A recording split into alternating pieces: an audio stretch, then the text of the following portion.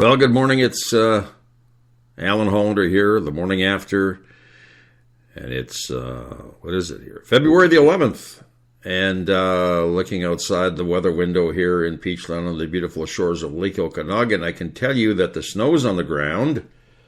It has stopped snowing. There's variable cloudiness out there, and the expected high today in Peachland, by the way, this is sort of symptomatic of what's going on across BC. We are seeing finally a warming trend.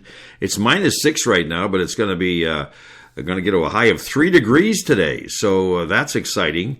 And then as we look at the long-range forecast, the temperatures are supposed to improve as we move on in the week. So we're looking at Wednesday, for instance, a high of 8 with some snow and rain showers mixed, and Thursday, variable cloudiness and 6, and all the way through till the end of the week, temperatures of 7, 5, 6, and even to next week, next Monday, a high of 5. So we're on the uphill, and just maybe, we're seeing a swing over to warmer weather, and then spring could be right around the corner. Anyways, as I say, it's -6 right now in Peachland. We're expecting some sunshine, cloudy periods this afternoon, and we also are looking at a low tonight of, let's see, what do we got? -4, so that's not bad. -5, I guess, with some mixed precipitation. And then the lows overnight are going to be pretty much around the 0 mark, I think, for the rest of the week. Okay, that's your weather for Peachland. All right, let's get to it. Early, while you were sleeping, this particular rumor surfaced, and we might as well get it out of the way because it's so ridiculous. But you know, these ridiculous things sometimes become cannon fodder, not just rumors, but I'll throw it out there anyways. This is the latest. A French sources think. I love the sources, by the way. You know, somebody once told me in the media, in the newspaper business, that whenever they quote sources, they really are referring to a couple of guys that stand around the water cooler and say, what are we going to talk about today? Well, let's make a comment about this, or let's say this, or let's say that. It's never a reliable person. Otherwise, they would name that person. So it's very safe for reporters to just say sources. So anytime you hear a reporter saying, sources tell me, sources say, you can probably believe that it's about 10% true and 90% just a rumor. Okay? So operate on that assumption first, unless you hear directly from an individual. Anyways, ring the alarm. A French paparazzo is spreading the rumor that Barack Obama is having an affair with, wait for it, Beyonce. Yes, that Beyonce. The photographer Pascal Rostain believes that the news of the high-profile affair will run in the Washington Post tomorrow. His comments were published by Le Figaro, Figaro, that is pronounced Figaro, a reputable French newspaper. He was quoted as saying, you know, at this time in the United States, there is something big that is happening. It'll go out tomorrow in the Washington Post. We can say that it is not the gutter press. It's an alleged affair between President Barack Obama and Beyonce. The Washington Post clarified to Pointer that they will be publishing no such report, obviously. So where did this rumor originate? Another quote from Rostain gives us a bit of an insight. First, there's still television images of the Obama couple becoming a little distant. It is legitimate to ask questions. We found the same thing, always through images, between French President Hollande and his partner Valérie Trierweiler. Afterwards, there was the rumor, and the same for Obama and Beyonce, for example. Just because it's a rumor doesn't mean that one should not go into the field to check. We should not forget Marilyn Monroe or Monica Lewinsky. Right. Well, okay, it's worth noting that this rumor emerges the same week the French President François Hollande visits the White House. Hollande has spent the last several weeks embroiled in his own media frenzy surrounding his high-profile affair with French actress Julie Gayet. Ever since the funeral selfie, remember that little selfie photo with Denmark Prime Minister Helle Thorning-Schmidt, the world really seems to want to see discord between the Obamas. But unfortunately, I think for the international paparazzi, my guess is that there will be some great show of cuteness in the West Wing for Valentine's Day this week. I mean, just look at their Instagram But hey, you never know. As for Beyonce and Jay-Z, I don't think their flame is going out anytime soon either. So, sorry, Hollande, you're on your own on this one. Let's see what happens. All right, that's it for the rumor mill. And I think at the top of the list today, we have to tell you that, unfortunately, staying in the entertainment business, Shirley Temple passed away overnight, and she was the top box office draw in the 30s, credited with really literally saving 20th Century Fox. She died at 85. Shirley Temple, the dimple, curly-haired child star who sang, danced, sobbed, and grinned her way to the hearts of Depression-era moviegoers, has died. She was 85. Temple, known in private life as Shirley Temple Black, died Monday night at her home near San Francisco. She was surrounded by family members and caregivers, and her publicist said that we salute her for a life of remarkable achievements as an actor, as a diplomat, and most importantly, as our beloved mother, grandmother, great-grandmother, and adored wife for 55 years of the late and much-missed Charles Alden Black, a family statement said. The family would not disclose Temple's cause of death. A talented and ultra-adorable entertainer, Shirley Temple was America's top box office draw from 1935 to 1938, a record no other child star has come near. She beat out such grown-ups as Clark Gable, Bing Crosby, Robert Taylor, Gary Cooper, and Joan Crawford. In 1999, the American Film Institute ranking of the top 50 screen legends ranked Temple at number 18 among the 25 actresses. She appeared in scores of movies and kept children singing on the good ship Lollipop for generations. Temple was credited with helping save 20th Century Fox from bankruptcy with films such as Curly Top and The Littlest Rebel. She even had a drink named after her, an appropriately sweet and innocent cocktail of ginger ale and grenadine topped with a maraschino cherry. And how many times have we said to our children, okay, Mommy and Daddy are going to have a drink and you can have a Shirley Temple. And so, what can you say? There's a whole legacy. We put it on our newspaper site. On the you can go to, as you're listening to me here right after, you can read the rest of the articles on the Peachland Radio Waves website. So Shirley Temple passing away last night at the age of 85. I've got a highway closure to announce to you, first of all, this morning. The Coquihalla is closed. That's right. This happened because of an accident. And the weather conditions, of course, were terrible overnight. They closed the Coquihalla Summit because of a vehicle incident. They estimated the time of opening was going to be 7:30, but looking at I'm not sure if it's open now. You might want to check Drive BC. The highway was also closed yesterday after an accident near the top of the summit. There was a heavy snowfall warning on the highway last night. Travel was not recommended. So I would say head to drivebc.ca, have a look before you head up the Coke if you're planning a trip into Vancouver. We got a report out of, of course, everybody's talking about the Olympics and Sochi, and Canada's now this morning, I believe, in Norway was at 10 and we were at 9 in terms of total medals, but Canada's won 3 gold medals. I don't really need to report on the Olympics this morning. You are probably absolutely inundated every day on every channel with the Olympics. I guess we're going to have to just go through this and suck it up and say this is just going to occupy the news. The Olympic medal count has preoccupied the lives of the Canadians, and I guess that's why the government decided to introduce its budget today. And when everybody else is cheering about our wonderful wins in the Olympics. So we're going to leave the Olympics alone. We're not even going to talk about the budget. It's going to be a very brief broadcast this morning. I wanted to tell you about what's happened back. Remember we talked a while ago about Pacer Promec where unionized workers were laid off, and they brought in foreign workers from Croatia.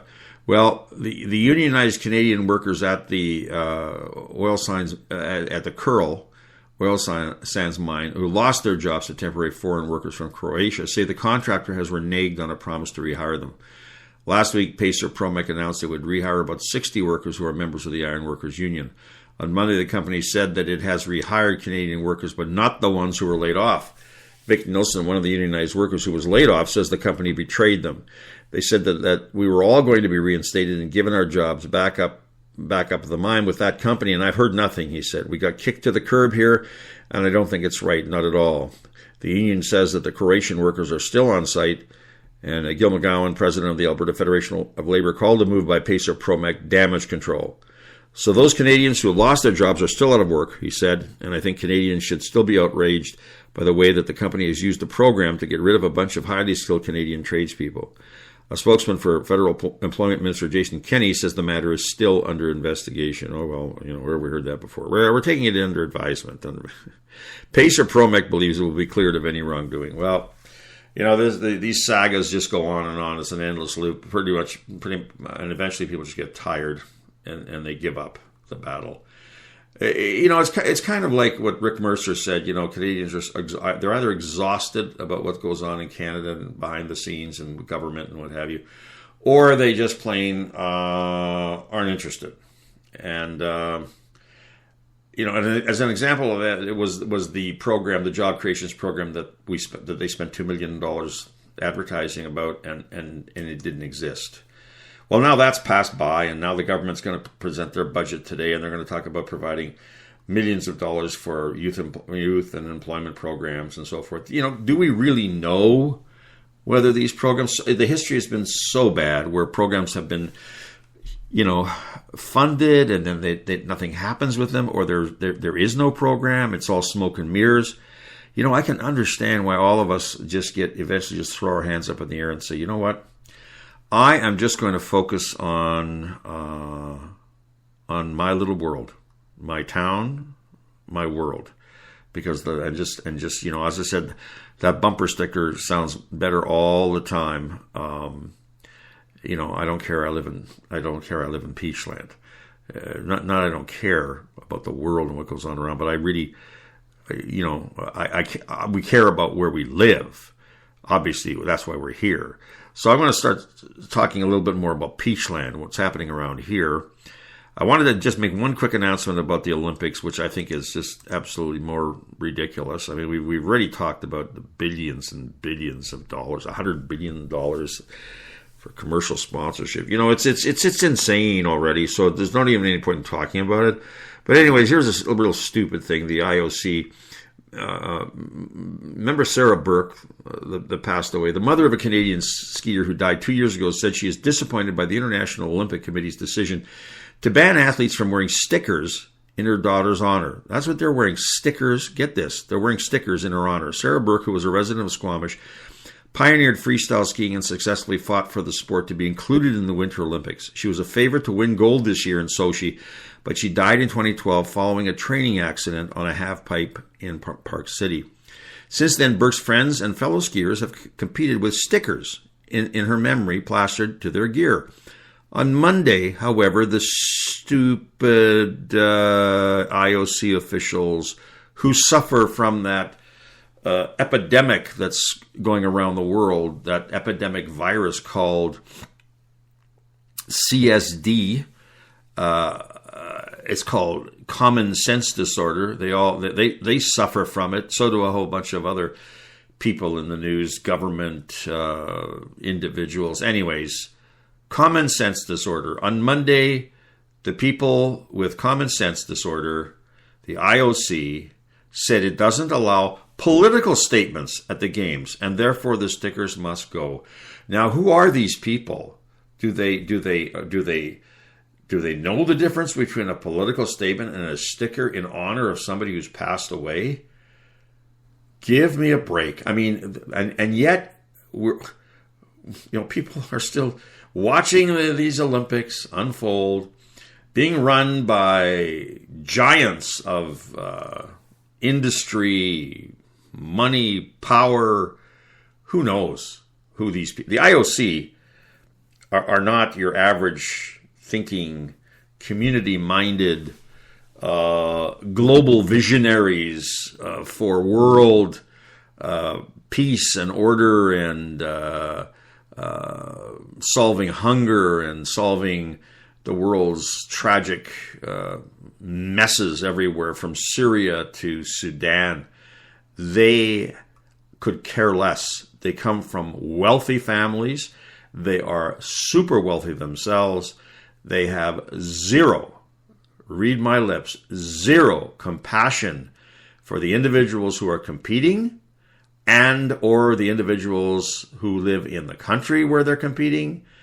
It's all them. It's like gladiators, these people that sit on top. Remember the Romans and the gladiators and thumbs down when they wanted to be killed. Thumbs up if they wanted the person to live. The gladiators fought, and these people sat up top and had all the wealth and the power and determined who lives and who dies. Well, that's the same kind of analogy I use with the IOC. And here's what this idiot, the IOC spokesperson, Mark Adams, says. He has the nerve to say this on behalf of everybody. The competitions themselves, which are a place of celebration, are probably not the right place, or are not the right place, in our opinion, to really do that. To do what? To honor the death of someone by wearing a sticker? This is not competing with Coca-Cola and putting a Pepsi sticker on your helmet. I can understand that. Or a statement, free the people of Sudan with a sticker on it. Free Syria with a sticker on their helmet. That's a political statement. But to put in memory of Sarah a sticker on their helmets. I mean, this is just getting to the point where it is absolutely ridiculous. Not ridiculous, it's beyond that. Like I said, it's common sense disorder. So Burke's mother, Jan Fellon, said she understands the IOC needs to enforce its rules across the board, but this case is a little unusual. Yes, she's right. I think all the kids are just really wanting to honor Sarah and thank her and remember her for all the work she did to get to their sport to the Olympics, said Fallon at her home in Squamish, BC. Gee whiz, what's a mother to do when this kind of stupid thing goes on? I feel so bad for the mother. I feel bad for her teammates. This is the reason why I do not support the Olympics in any country, at any time, in any way. It has changed dramatically. It isn't what it was, folks. It isn't competition between amateurs and friendly competition. It isn't about building international relationships. It has nothing to do with that. It's about winning at all costs. And how many medals have you got and how many medals have I got? And the kids that lose are in tears because they feel they've let down our country. What does that say? They're broken because they didn't win. And then everybody says, well, don't worry, we still think you're a hero. But they're competing in Olympics with this kind of insane judgment going on. The IOC suggested Burke's colleagues hold a news conference or a ceremony at the Multi-Faith Center in Sochi's Olympic Village. In the meantime, Burke's friends have been turning to social media to honor their fallen colleague. I ride with a Sarah sticker on my snowboard and helmet always. The IOC, however, considers Sarah's stickers a political statement and have banned them. Wow. Sarah is a beautiful, talented, powerful woman whose spirit inspires me still. That's what an Australian Olympic gold medal snowboarder, Tora Bright, said on Instagram. Fallon, the mother, Mrs. Fallon, is heading to Sochi this week with Sarah Burke stickers to watch the women's halfpipe event. She said, watching the competition will be difficult but bittersweet. I'm very excited and very pleased this is Sarah's legacy, and I'm very proud of my daughter. And then on the other hand, I really wish she would have been there too. Now, the women's halfpipe event is scheduled for February 20th at 6:30 and 9:30 Pacific if you want to watch it. But I really hope she takes these stickers, and I hope everybody in the crowd gets a sticker. and puts it on their hat or on their luggage or something, just to show support for this and to rebel against the stupidity of the IOC, the absolute stupidity of these people in power. What were they going to do if they continued to wear the stickers? They were going to take away their medals? You know, you wake up to this crap and you think to yourself, what is wrong with people? And I said, they are suffering from this epidemic virus, this disease that I tell you is running rampant. It is rampant. It's not just at the Olympics. You know, we had a lot of this in Vancouver when I lived in Vancouver, a lot of this stupidity and common sense disorder with the mayor, Gregor Robertson. I know everybody says, oh, well, we could have had worse. We could have a mayor like Rob Ford. You're comparing Robertson to Rob Ford. It's like, you know, nuts and oranges. You can't compare the two. But his level of functioning is into the common sense disorder as well. He's been bitten by the virus. Look at the chicken coops for homeless chickens, chicken yard, homeless chicken shelters in Vancouver, if you recall. You know, painting a green strip down the middle of the road to have a bike lane as opposed to putting it off to the side.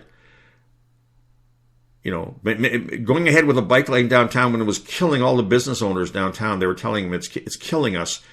Well, we're going to do it anyways. This is all part and parcel of this common sense disorder. It's wake up time. It's wake up time. It's wake up time for us and how we're going to continue to support this kind of stupidity. Whether it's the federal government, whether you're watching the budget today and you're following the news every day, there's this relentless, verbal diarrhea, I call it, about how we are doing what what we're doing in the interest of the citizen, in the interest of the individual, in the interest of the community, in the interest of the city. Pardon my French, but it's all, unfortunately, and I'm going to put my Zen hat away, put my frustration hat on and tell you it's all bullshit. It's absolutely bullshit. They are telling you what you want to hear. They will throw out things and tell you things so they can, it's like Jim Flaherty, we're going to do this program, we got millions for this, we got millions for that. It's like when Harper went to Israel and committed $150 million to the Palestinians. When they asked them where it was going to come from and how it was going to be spent, no answers, zero. We haven't figured that out yet. No comment. We are at the lowest, I keep repeating this because it's got to sink in. We are at the lowest level of trust of government and companies since the 1930s. Okay? That's how low we are. So be very careful about what you hear, and when you listen with one ear, and then do your homework. Do your homework and decide for yourself whether it's truthful. Because the only person that you can trust is you. So think with your own head. Don't think with somebody else's head. When you turn off the television or the radio, you turn me off and you go off for a walk around the seawall or around the lake in the Okanagan here in Peachland, turn all that off, because that's just all verbal diarrhea pumped in through various channels, radio, television, newspaper. It's just constant. It's verbal diarrhea. You've got to separate all that and say to yourself, this is what I believe to be true. And then make your decisions based on your own truth. And just stop following the herds and the sheep. Politicians are no different than anybody else that's in the criminal world or who are psychopaths or sociopaths or narcissistic. It makes no difference. The ego has taken over their body. They are totally ego-driven. That's why they do it. So it's ego. And whenever you follow your ego and you don't park your ego, it's all for your own selfish reasons. You talk about the ultimate selfie, that's what politics is all about. And the people that are running for office and the people that give money to them, it's all in exchange for the same thing. Well, went off on a tangent there, so I don't know where I'm going with that. So that's the end of that. What else? I guess if you want to know what happened, in fact, there was a gold. What did I notice here? I was just looking for the. I'm just trying to find the medal standings right now.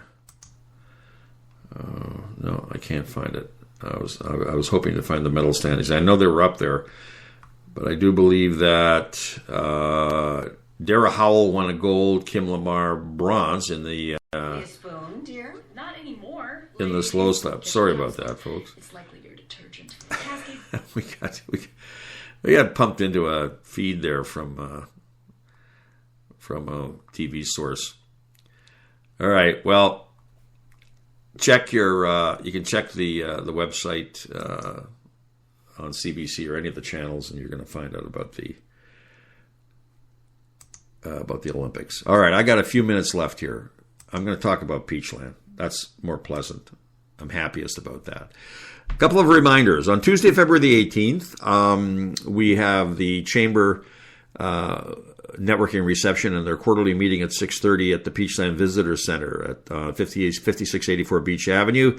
And the event is being proudly sponsored by your very own radio station right here in Peachland, peachlandradio.com.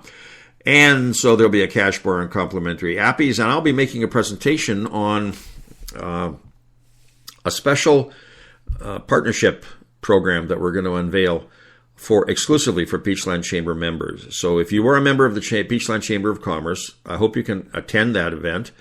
And I'll be making a presentation on how you can become a founding partner with Peachland Radio. So looking forward to meeting you all there.